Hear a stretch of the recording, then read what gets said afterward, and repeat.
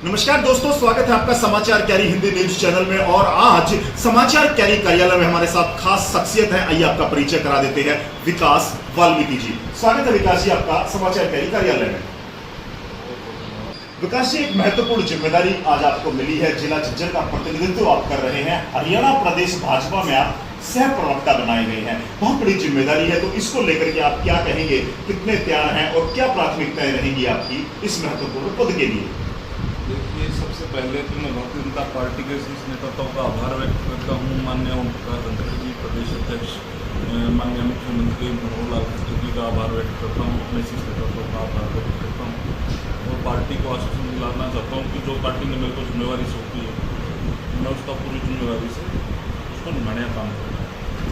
चलिए, झज्जर जिले से आप प्रतिनिधित्व कर रहे हैं और मीडिया जो प्रवक्ता जो आप हैं, प्रवक्ता का काम है कि सरकार की नीतियों को आम जन तक पहुंचाना, सरकार का मुंह बन करके और जनता की आंख नाक कान बनना। तो क्या समझते हैं इस जिम्मेदारी को लेकर के, कितने तैयार हैं? देखिए संजय जी, मैं आपके माध्यम से बताना चाहूँगा कि भारतीय जनता पार्टी द्वारा मानव कल्याण के लिए जो चलाई गई योजनाएं, हम उनका ज़मीनी स्तर तक आपके माध्यम से, अपने कार्यकर्ताओं के माध्यम से उनको पहुंचाने का हम काम करेंगे।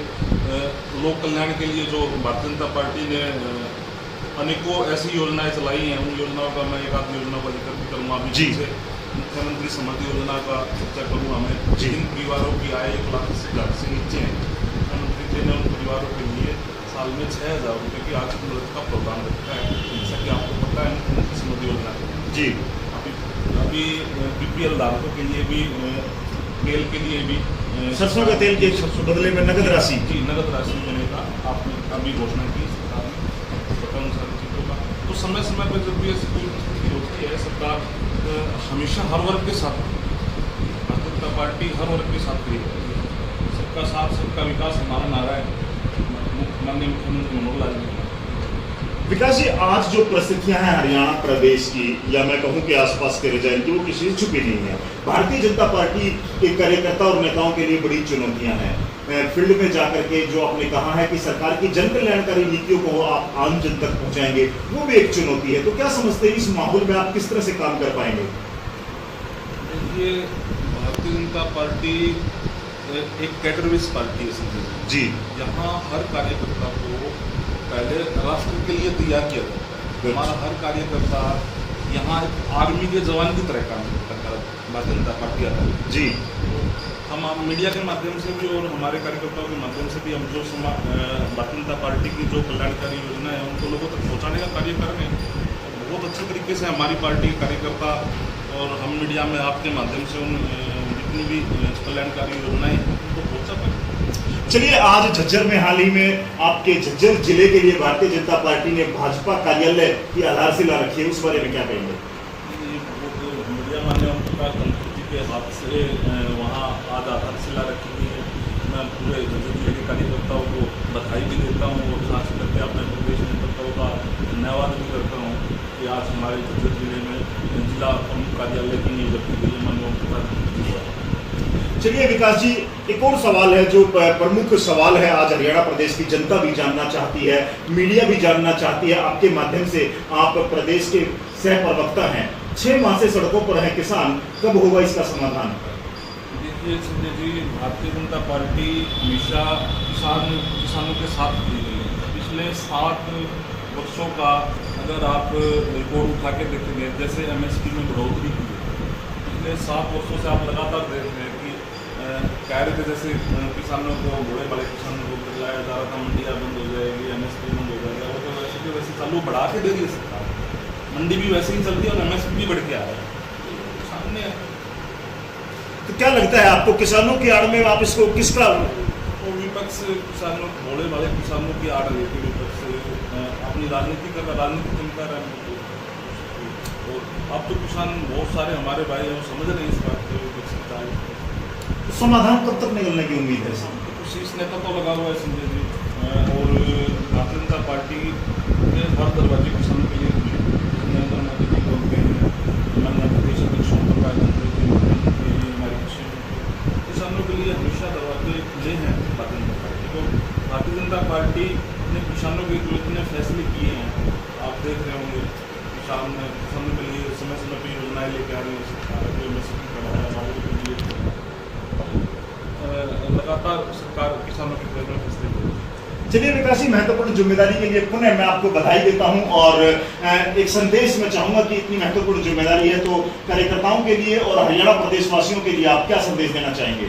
तो मैं तो हमारे सभी कार्यकर्ताओं को एक संदेश देना चाहूँगा कि देखो, जिंदा रहता में आपके सामने ही बैठा हूँ, मैंने उस तक पर मेहनत की है, जी का अध्यक्ष भी रहा हूँ बिल्कुल और लगातार 2 योजना हमारे यहाँ SC मोर्चे का अध्यक्ष भी रहा हूँ संजय जी। जी अभी मेरे जैसे छोटे से कार्यकर्ता को पार्टी ने यहाँ उठा के बिठा दिया। मैं तो यही मानता हूँ कि ये केवल भारतीय जनता पार्टी ही कर सकती है, अन्य दूसरी कोई पार्टी का फैसला नहीं ले सकती। मैं तो बहुत सामान्य गरीब परिवार से आता हूँ, मेरे को उठा के प्रदेश में जिम्मेवारी दी, ये बहुत बड़ा उदाहरण है युवाओं की। और मैं तो कहूँगा कि भारतीय जनता पार्टी कैडरवेस पार्टी है। इस पार्टी में आप जो अंतिम श्रेणी का व्यक्ति है, ये पार्टी उसके ऊपर विचार करती है और उसकी धारणा को लेकर चलती है, उसको आगे बढ़ाने का काम करती है। अंत्योदय हमारा लक्ष्य है, अंतिम पंक्ति के व्यक्ति।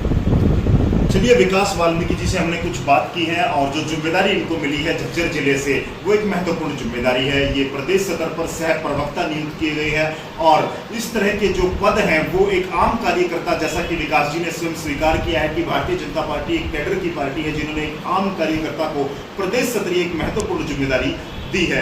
तो चलिए देखते हैं कितना प्रभाव रहेगा। और झज्जर जिले के लिए खास तौर से झज्जर जिले की मैं बात करूं विकास भाई, आज झज्जर जिले में जो विधानसभा है, चारों विधानसभा है, वहां पर भारतीय जनता पार्टी का कोई भी प्रतिनिधि नहीं है, विधायक नहीं है। तो ये भी एक चुनौती है आप लोगों के लिए कि जनता के बीच में जाना, उनके काम कराना। तो इसको कैसे समझते हैं आप? हम संजय जी, हम लगातार लगे हुए हैं। हमारे यहाँ संगठन में सिर्फ यही सिखाया जाता है कि मानवता के लिए हम जितना कर सकें जी, कोई ज़रूरी नहीं कि भाई हम प्रतिनिधि हों, हम विधायक हो, जब भी हम समाज के काम करेंगे या अपने लोगों के काम करेंगे। हमारे को तो सिखाया ही जाता है कि सेवा भाव के लिए हम रहते हैं। सेवा भाव के लिए भारतीय जनता पार्टी का प्रत्येक कार्यकर्ता तत्पर रहता है। जब भी कोई ऐसी परिस्थिति आती है, आपने संजय जी पिछले कोरोना के समय में देखा होगा, देखिए सबसे पहले भारतीय जनता पार्टी के प्रदेश अध्यक्ष माननीय ओम प्रकाश ने जैसे हरियाणा में शुरुआत की जी, और हमारे प्रत्येक बूथ स्तर पर मास्क, सैनिटाइजर, सेवा रसोई, ये इतनी सारी जो योजनाएं हैं ये भारतीय जनता पार्टी कार्यकर्ताओं ने माननीय ओम प्रकाश धनखड़ जी के नेतृत्व में चलाई है। जहां इस माध्यम से हमारा एक एक व्यक्ति, मेरे को नहीं लगता कि ये लगाओ आपकी हर एक घर के दरवाजे तक भारतीय जनता पार्टी का सिपाही पहुंचा है, चाहे मास्क लेके पहुंचा हो, चाहे सैनिटाइजर, तो चाहे जहाँ हमारे गरीब लोगों को खाने की जरूरत थी वहाँ हमारे सेवा रसोई के माध्यम से ओम प्रकाश धनखड़ जी से प्रेरणा लेके हमारे जिले में सेवा रसोई पूरे प्रदेश में ही चलाई गई जी। तो आप देख सकते हैं जिस समय पे लोग बाहर नहीं आ रहे थे, जो पार्टियों के लोग आज राजनीति करते हैं आपको सड़कों पे दिखाई दे रहे हैं, वो लोग जो बाहर नहीं आ रहे थे उस समय पे हमारी पार्टी और हमारे नेता और हमारे कार्यकर्ता लोगों के घर घर जाके वहाँ सेवा कर रहे थे। तो यही है कि सेवा भाव हमारे रोम रोम में बसा है, रग में बसा है। चलिए, और इस पद के बाद आपका सम्मान भी शुरू हुआ है, कई जगह आपको सम्मानित भी किया गया है, तो उसको लेकर के आपके क्या विचार हैं? बस कार्यकर्ता लगे रहे हैं संजय भाई। कल गोहाना और करनाल और आज फरीदाबाद से लोग आए थे और भारतीय जनता पार्टी का आभार भी व्यक्त किया, ओम प्रकाश धनखड़ जी का आभार व्यक्त किया, माननीय ओम प्रकाश धनखड़ जी का आभार व्यक्त किया, माननीय मुख्यमंत्री जी का भी आभार व्यक्त किया। समाज के लोग लगे हुए हैं जी, युवा साथी सारे के सारे कार्यकर्ता। हमारी तो कैडरवेस पार्टी है, पता लग जाए किसी कार्यकर्ता को भाई वहाँ से जा रहे हैं, हम भी बगैर चाय पिए नहीं निकलते और हमारे कार्यकर्ता भी बगैर सम्मान किए नहीं जाने देते। चलिए विकास जी, अंत में जैसे कोरोना काल से हम सब जूझ रहे हैं, कोरोना काल की दूसरी लहर का हम सब ने मिलकर के सामना किया और अब धीरे धीरे जो जीवन है वो सामान्य पटरी पर आने जा रहा है। 14 तारीख है, जैसे आज जो हम इंटरव्यू कर रहे हैं, कल से नई गाइडलाइन जारी होंगी जिले में और प्रदेश में कोरोना को लेकर के या लॉकडाउन को लेकर के क्या संभावनाएं रहेंगी। तो आप क्या समझते हैं, कोरोना काल से जो आम आदमी को तकलीफ हुई है, आप भी मानते हैं कि कोरोना काल से सभी को तकलीफ हुई है, आम आदमी को या गरीब आदमी को जो तकलीफ है, इस किसान आंदोलन का भी प्रभाव है, कोरोना का भी प्रभाव है, बेरोजगारी का भी प्रभाव है, तो उन सब के लिए आप क्या कहना चाहेंगे? क्या खास करके इसमें बात कहना चाहूँगा, माननीय प्रधानमंत्री नरेंद्र मोदी जी ने गरीब BPL धारक और गरीब लोगों के लिए नवंबर तक फ्री फ्री राशन देने की घोषणा की है। मैं माननीय प्रधानमंत्री जी का धन्यवाद करता हूँ, अपने केंद्रीय नेतृत्व का धन्यवाद करता हूँ। और देखिए, ये समस्याएं सबके सामने आई है संजय जी, आपको पता है कि धीरे धीरे वापसी अब गाड़ी पटरी पे लौट रही है। और लोगों को ये भी संदेश देना चाहूँगा, देखो कोरोना केस कम हुए हैं, ख़त्म नहीं हुआ, तो सभी साथी मास्क लगा के रखें। और ख़ास करके हम ग्रामीण क्षेत्र से बिलोंग करते, तो मैं सभी मेरे ग्रामीण भाई बहनों से एक आग्रह भी करना चाहूँगा कि इकट्ठा बैठ के हुक्का और ताश का प्रयोग ना करें। बहुत बढ़िया।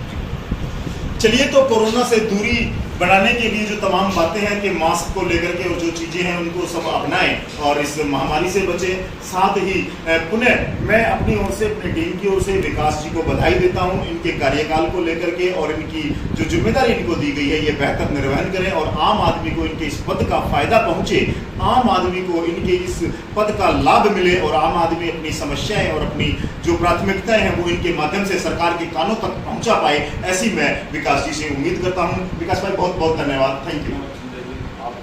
आपके चैनल का भी बहुत बहुत धन्यवाद। आपके माध्यम से मुझे लोगों के बीच जाने का मौका